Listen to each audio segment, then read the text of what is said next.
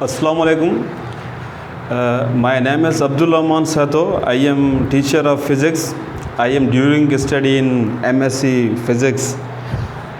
So 10th जी physics आऊं तव्हांखे पढ़ाईंदुसि ऐं अॼु तव्हांजो जेको आहे सो फस्ट लेक्चर आहे महिराण हाई स्कूल सेठारजा में ऐं फस्ट चैप्टर ऑफ फिज़िक्स जो नालो आहे इंट्रोडक्शन टू फिज़िक्स या करे तव्हां ॿियनि लफ़्ज़नि में हिनखे चयो त इंट्रोडक्शन जंहिंखे असीं लिखंदासीं जॾहिं तव्हांखे ॿुधाईंदो हलां त फस्ट चैप्टर जो नालो त इंट्रोडक्शन आहे मगर अॼु तव्हांजो लेक्चर फस्ट लेक्चर आहे ऐं कोशिशि कंदुसि त ऑल ओवर तव्हांखे फिज़िक्स जे बारे में बि कुझु ॿुधाए सघिजे ऐं उन खां अलावा जेको आहे सो साइंस जे बारे में बि तव्हांखे ॼाण ॾिनी वञे छो जो इहा शइ आहे त तव्हां न्यूली स्टूडेंट आहियो मीन्स 9th खां बाद में जेको आहे सो तव्हां हिन में मैट्रिक में आया आहियो ऐं तव्हांजी फिज़िक्स जी टचिंग में ईअं सम्झो त गैप पइजी वियो आहे साल खनि छो जो तव्हां 9th में पढ़ी हूंदी केमिस्ट्री ऐं उन सां गॾोगॾु बायोलॉजी मगर फिज़िक्स तव्हांजी जेको आहे बेसिक क्लासिस में हूंदी आहे 6th में 7th में 8th में उन में बि तव्हांजो साइंस में कुझु पार्ट रखियो वेंदो आहे ऐं कुझु चैप्टर अटैच कया वेंदा आहिनि त तव्हांजो हिकु सेंस ठहे फिज़िक्स जे लाइ फिज़िक्स छाखे चइबो आहे फिज़िक्स जी नॉलेज मीन्स बेसिक शयूं हुते हूंदियूं आहिनि मगर हिते अची करे तव्हांजे हिकु साल फिज़िक्स खे टच न आहे कयो कुझु रिवाइज़ कयूं था तव्हांखे फिज़िक्स जूं ओल्ड ऐं प्रीवियस ईअं सम्झो त तव्हांखे कुझु जेको आहे सो ॻाल्हियूं यादि ॾियारियूं था रिविजन करायूं था त जीअं तव्हां जेको आहे सो फिज़िक्स जे सब्जेक्ट में इन थी सघो so first of all physics चइबो छाखे आहे फिज़िक्स किथां जनरेट थी फिज़िक्स में असीं कहिड़ी टॉपिक्स जी स्टडी कंदा आहियूं फिज़िक्स में असां छा पढ़ंदा आहियूं छा सम्झंदा आहियूं अहिड़नि सवालनि जा जवाब ऐं इन खां कुझु वधीक जेको आहे सो आंसर असां जेको आहे सो अॼु जे इनशाला हिन लेक्चर में ऐं इनशाला जेको आहे सो डीप व्यू में इनखे स्टडी कंदासीं सो फस्ट ऑफ ऑल असां जॾहिं फिज़िक्स जा स्टूडेंट आहियूं त गॾोगॾु ईअं सम्झो त असीं हिकु बहितर ऐं क्रिएटिव मैन आहियूं क्रिएटिव पर्सनैलिटीज़ हूंदासीं ऐं हुजणु लाज़मी आहे त असांखे जेको आहे सो जॾहिं साइंस जो स्टूडेंट हूंदो आहे या फिज़िक्स जो स्टूडेंट हूंदो आहे त हिन दुनिया में तमामु घणियूं ई जेको आहे सो शयूं आहिनि ऐं तमामु घणियूं शयूं प्रेज़ेंट आहिनि सपोज़ कयो फस्ट में जॾहिं जेको आहे सो पहिरियों असां वटि जेको आहे सो साइंस हुई उन खां बाद में असां वटि जेको उन जूं ब्रांचिस ईअं आहिस्ते टाइम टू टाइम जेको आहे सो एडवांस थींदी वई उन्हनि जूं ब्रांचिस आयूं ईअं हली हली करे जेको आहे सो सभु ब्रांचिस ऐं ईअं जेको आहे सो डेवलपमेंट थींदी रही असांजे साइंस में पर फस्ट ऑफ ऑल असांखे साइंस जी ज़रूरत छो पई साइंस जी रिक्वायरमेंट छो पई त असां हिकु जेको आहे सो अहिड़ो एजुकेशन सिस्टम ठाहियूं अहिड़ी जेको आहे सो साइड वाइज एजुकेशन ठाहियूं जंहिंमें असांखे नेचर जी हर फिनामिना जी नॉलेज जी जेको नॉलेज मिले ऐं उन मां जेको आहे कुझु असां पिराए सघूं सो जॾहिं इंसानु हिकु अशरफुल मखलूक़ात आहे उनखे 5 सेंसिस आहिनि ऐं उन में हिकु फुर्ती ऐं उन में हिकु जान ऐं उन में तमामु घणियूं जेको आहे सो सोचूं छो जो ख़ुदा उनखे हिकु बहितरीनु माइंड सां नवाज़ियो आहे असांजी नेचर में हिन दुनिया में एतिरियूं घणियूं शयूं आहिनि उनखे जज आउट करण जे लाइ इंसानु जॾहिं काई बि शइ ॾिसंदो आहे त उनखे मीन्स उन जी डीप व्यू में नॉलेज हासिलु करण जी कोशिशि कंदो आहे सपोज़ कयो असां वटि फायर आहे उन खां बाद में माउंटेन आहे सपोज़ कयो फस्ट में फायर उन खां बाद में ही तव्हांखे माउंटेन आहे ऐं third one is day and night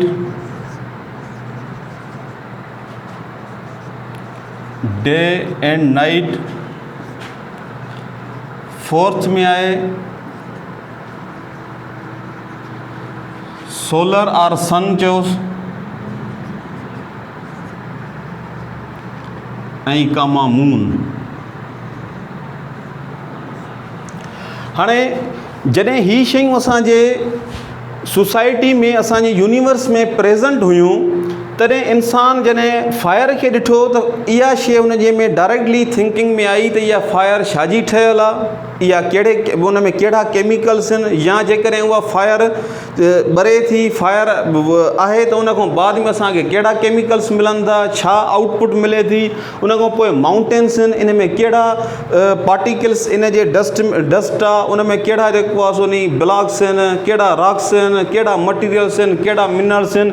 means हर हिकु इंसान हिन खे हर हिकु जी अलॻि अलॻि सोच आहे, अलॻि अलॻि थिंकिंग आहे, ऐं उनखे हिकु बहितर वे में जेको आहे सो ॼाणण जी कोशिशि कई।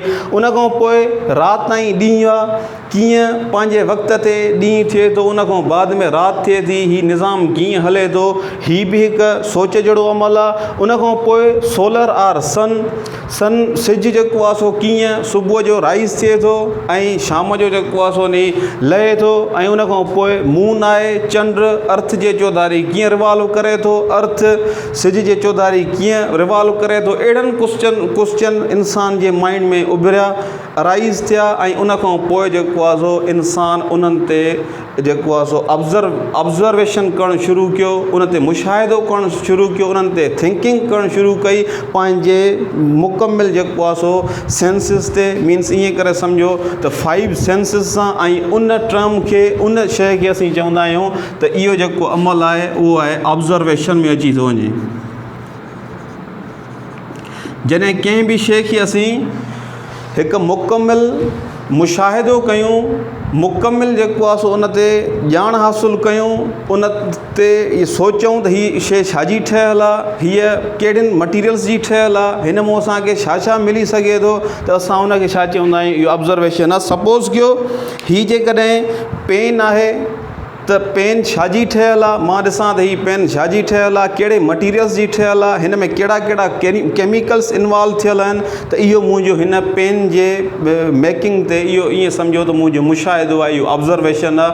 ऐं अहिड़े ई तरीक़े सां हीअ ऑब्ज़र्वेशन अहिड़नि शयुनि ते मां कुझु एग्ज़ाम्पल्स खयां आहिनि, जहिड़े तरीक़े सां fire, mountain, day and night, solar, sun or solar and moon, त इहे कहिड़े कहिड़े तरीक़े सां कीअं कीअं जेको आहे सो पंहिंजे टाइम ते जेको आहे सो परफॉर्म कंदा आहिनि। त अहिड़ियुनि शयुनि खे असां ॾिसूं त उनखे असां छा चवंदासीं, इहा असांजी छा आहे, सिंपली ऑब्ज़र्वेशन। ऐं जॾहिं असां ऑब्ज़र्वेशन कईसीं त टाइम टू टाइम असांखे इन शइ जी ज़रूरत पई त छा उनखे वेरीफाई त करे ॾिसिजे त छा इहो जेको असांजो मुशाहिदो आहे, इहो ऑब्ज़र्वेशन आहे, छा इहो केतिरे हद ताईं असांजो सही आहे, केतिरे हद ताईं असांजो ठीकु वञे थो, जेकी असां शइ सोचूं था या असां ऑब्ज़र्व कई आहे, त उन टर्मनोलॉजीअ खे असां छा चवंदा आहियूं, इहो असांजो अची वञे थो एक्सपेरिमेंट,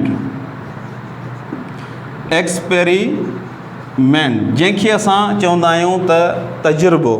ही ऑब्ज़र्वेशन थी वियो, ही तव्हांजो छा थी वियो, एक्सपेरिमेंट।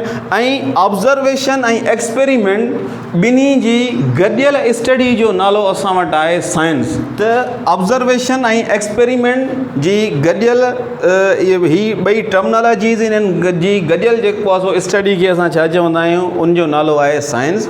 ऐं साइंस जेकी आहे उहा लैटिन वर्ड साइंशिया आर किथे किथे वर्ड जेको आहे सो असांजो सायर बि यूटिलाइज़ थींदो आहे। इन कंफ्यूजन में तव्हां न वञिजो त सर सिर्फ़ु साइंशिया इस्तेमालु कयो आहे या सायर। कुझु बुक्स में जेको आहे सो तव्हांजो साइंशिया वर्ड यूटिलाइज़ थींदो आहे, उहो बि तव्हांजो लैटिन आहे। ऐं सायर SCIRE उनजी जेको आहे सो स्पेलिंग आहे, उहे ॿई जेको आहे सो वर्ड लैटिन आहिनि ऐं जंहिंजी माना ॿिन्ही जी मीनिंग सेम आहे, जंहिंजी मीनिंग आहे नॉलेज। मीन्स कंहिं बि शइ मां असां नॉलेज वठूं, नॉलेज मिले त असां उन इल्म खे, उन एजुकेशन सिस्टम खे असां छा चवंदा आहियूं, इहो छा आहे असांजो साइंस आहे। उन जी टर्मिनोलॉजी, उन जो नेम आहे असां वटि साइंस। ऐं उन खां पोइ हीअ असांजो साइंस उन बिफोर 18th सेंचुरी हुयो। इहा माइंड में तव्हांखे ॻाल्हि हुजे त हीअ जेकी साइंस टर्मिनोलॉजी या साइंस, असां उनखे अहिड़े इल्म खे बिफोर 18th सेंचुरी ताईं चयोसीं। ऐं उन खां बाद में तव्हांखे इहा शइ ॿुधाईंदो हलां त असां गॾोगॾु इन ई साॻे जेको आहे सो टर्मिनोलॉजीअ खे नेचुरल फिलॉसफी बि यूटिलाइज़ कंदा हुआसीं।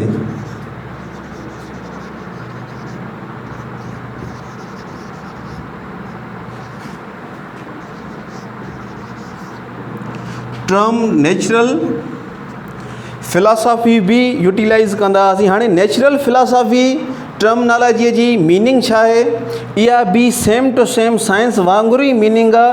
मीन्स नेचुरल ऐं फिलासफ़ी हिन में असां उन्हनि शयुनि जी स्टडी कंदा हुआसीं ऑल ओवर जेकी तव्हांजी जेको आहे सो ईअं करे चओ the study of material objects or material thing which we call the natural philosophy. ही नेचुरल फिलासफ़ी मीन्स हर हिकु शइ जी जेको आहे सो उन में ऑल ओवर असां स्टडी कंदा हुआसीं। उन में तव्हां जूं लिविंग थिंग्स बि अची वियूं, तव्हां जूं नॉन लिविंग थिंग्स बि अची वियूं। त उन असां आहिनि त सभु जो सभु मैटर ऑब्जेक्ट मटीरियल ऑब्जेक्ट आहिनि, मटीरियल थिंग्स आहिनि। त असां इन जे करे इन खे चयोसीं त नेचुरल फिलासफ़ी ऐं उन जी मीनिंग आहे या उन जी जेको आहे तव्हां इहे डेफिनेशन लिखी छॾियो या इहे टर्मिनोलॉजी करे चओसि the study of material objects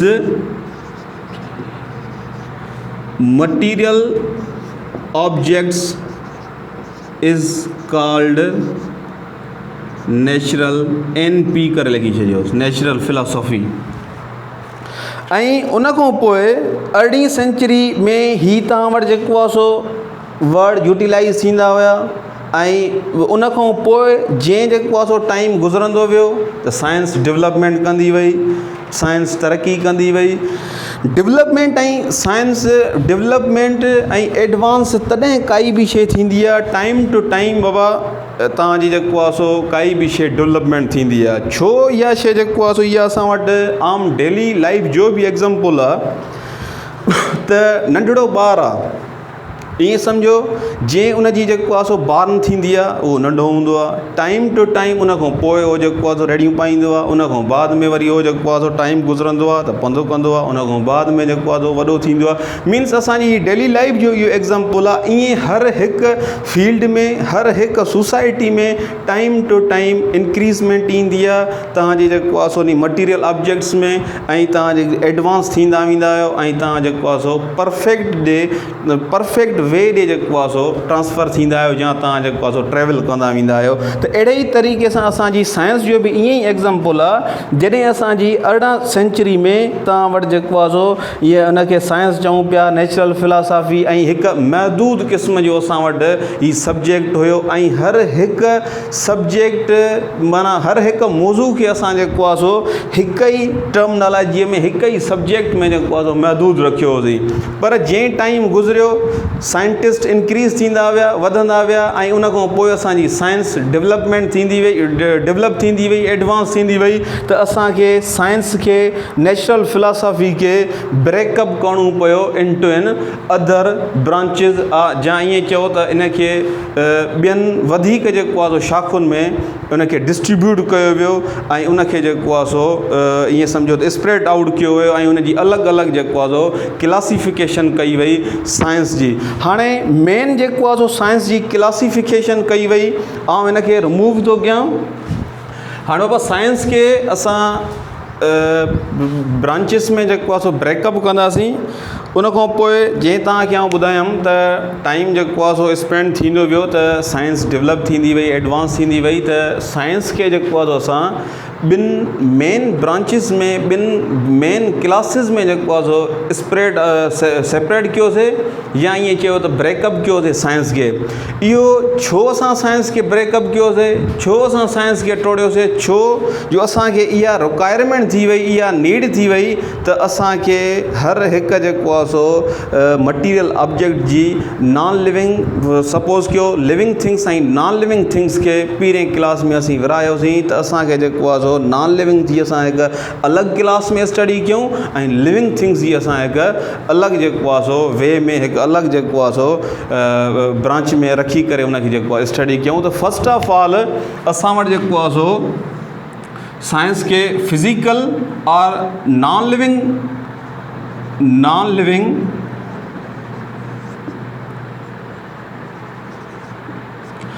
living things या हिन खे असां जेको आहे सो फिज़िकल साइंस जो नालो ॾिनोसीं।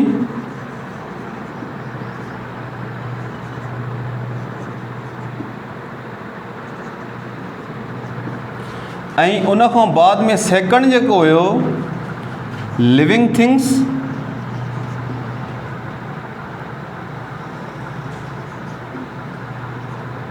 लिविंग थिंग्स साइंस करे चओ या जेको आहे सो लिविंग थिंग्स जी स्टडी चओ ऐं हिन खे असां जेको आहे सो बायोलॉजिकल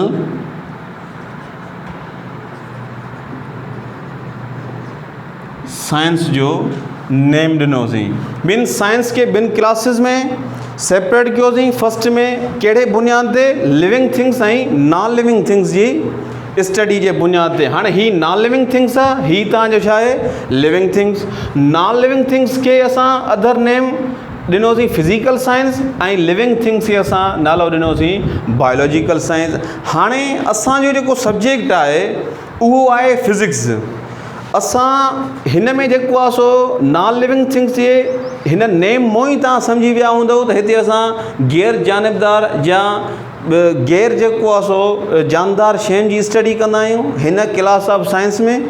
ऐं हीअ जेको लिविंग थिंग्स आहे हिन में असां जानदार शयुनि जी जेको स्टडी कंदा आहियूं ऐं उन क्लास ऑफ साइंस खे जेको आहे सो असां हिते जेको आहे सो एक्सप्लेनेशन कंदासीं। उन्हनि में उहो जेके जानदार शयुनि जी स्टडी आहे उहा हिन क्लास में अची वेंदी। ऐं असां ॼाणूं था त असांजो सब्जेक्ट जेको आहे उहो फिज़िक्स आहे, उहो अची वञे थो असांजो जेको आहे सो नॉन लिविंग थिंग्स में। छो जो फिज़िक्स जेकी आहे अॻिते हली असां एक्सप्लेन कयूं था, पर मां तव्हांखे थोरो रेफरेंस ॾींदो हलां त physics is the study of matter and energy, or the physics is the study of properties of matter and energy and interconversion or interreaction of the matter and energy, that is called physics. त अहिड़े तरीक़े सां असांजी उहा जेको आहे सो physics science जी उहा branch आहे जंहिंमें असां मैटर ऐं एनर्जी जी जेको आहे सो स्टडी कंदा आहियूं। उन्हनि जी इंटर कन्वर्शन, मैटर कीअं थो एनर्जी में कन्वर्ट थिए, एनर्जी कीअं थी मैटर में कन्वर्ट थिए, मैटर जूं कहिड़ियूं कहिड़ियूं प्रॉपर्टियूं आहिनि, एनर्जी जूं कहिड़ियूं कहिड़ियूं प्रॉपर्टियूं आहिनि, उहो कहिड़ी कहिड़ी जॻह ते असां वटि कमु अचनि था हिन सोसाइटी में, हिन यूनिवर्स में। त अहिड़े इल्म जो नालो असां वटि आहे फिज़िक्स। इल्म या उनखे जेको आहे असां सिंधी लैंग्वेज में चऊं त इल्म तबियात। सो अॻिते हलूं त नॉन लिविंग थिंग्स में और फिज़िकल साइंस में असांजूं अची वञनि थियूं तव्हांजी फर्स्ट में ही फिज़िक्स, सेकंड में केमिस्ट्री, ही थर्ड में एस्ट्रोनॉमी,